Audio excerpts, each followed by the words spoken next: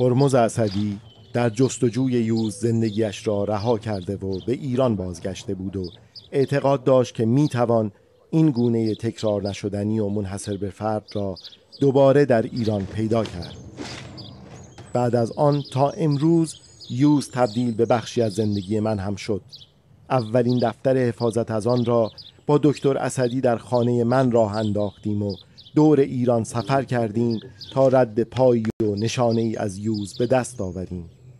هرمز اسدی جان بر سر احیا و حفاظت طبیعت ایران گذاشت و هنگام کار برای گوزن ایرانی در حادثه خودرو درگذشت.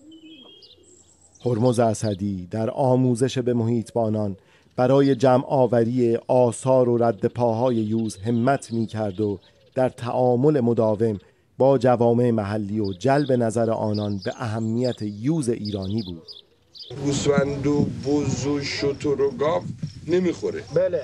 وقتی هرمز اسدی کار را شروع کرد کسی چندان به فکر یوز نبود، اما امروز یوز گونه پرچم ما و از نمادهای ملی ماست. اگر واقعا زنده بمونن و مشکل براشون پیش نیاد تا 15 سال عمر گربه ها، ولی تو باغ‌هاش به خاطر اینکه به هر وجه وضع غذاییشون بهتره و از نظر بهداشتی بهترن میمونن تا مثلا 20 سال و اینها امکان داره. بستگی داره که چجوری واقعا محافظتشون کنیم. البته نه تو این محیط، واقعا محیط شاید بهتر و غذای بهتری میخواد. مثلا الان ما در مورد این هیچی نمیدونیم، فقط میدونیم که این تنها به حساب یوز پلنگ آسیایی که تو ایران اصلا تو دنیا توی اسارت، اینو میدونیم.